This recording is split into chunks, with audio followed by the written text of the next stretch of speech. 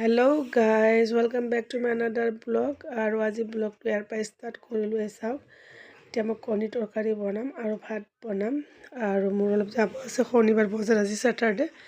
So স্যাটাৰডে আজি শনিবাৰ বজাৰত যাম সেইকাৰণে পটাপট মই বনাই ল'লোঁ। ইয়ে দেখিছেনে লাঞ্চৰ কাৰণে ভাত বনাই ল'লোঁ আৰু বেঙেনা চাটনি আৰু কণী তৰকাৰী বনাম।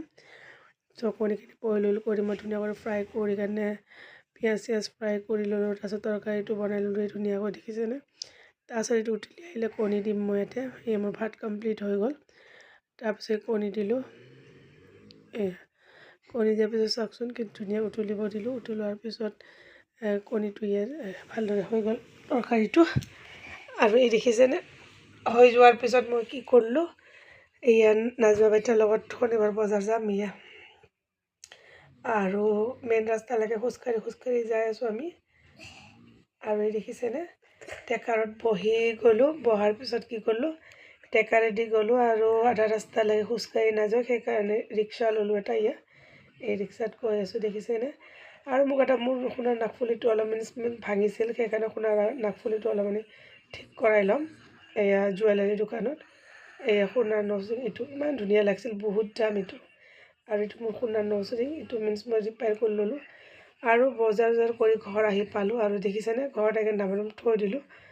আৰু বজাৰ কৰোঁতে ভিডিঅ' শ্বুট কৰিব নোৱাৰিলোঁ সেইকাৰণে ঘৰ আহি পালোঁ। ঘৰ আহি পাই আপোনালোকক দেখালোঁ এই শ্বপিং ইমান বজাৰ কৰিলোঁ চাওক। এয়া আলু আৰু এই ফুচকাটোতো বাবাহঁতৰ কাৰণে লৈ আহিলোঁ কাৰণ সিহঁতে আহিলে সোধেই কি আনিছা এই ফুচকা দেখিছেনে। এতিয়া ফুচকা খাব ধৰিছে আৰু মই বস্তুবিলাক ভালদৰে আলু বিলাহী তাৰপিছত আপেল কল আৰু কমলা এইবিলাক চব ডিচিপ্লিন কৰি থ'ম আৰু ওলাই ল'লোঁ। মৌচমী আৰু বন্ধাকবি চব চব্জি চব লৈ লৈছোঁ। কলখিনি ছিঙি পৰিলা এই বালতেই।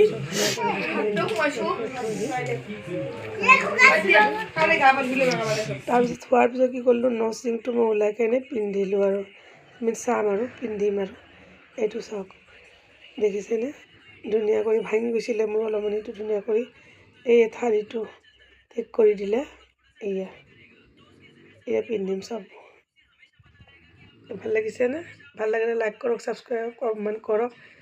আৰু দেখিছে মই পিন্ধিছোঁ চাব ভাল লাগিছেনে?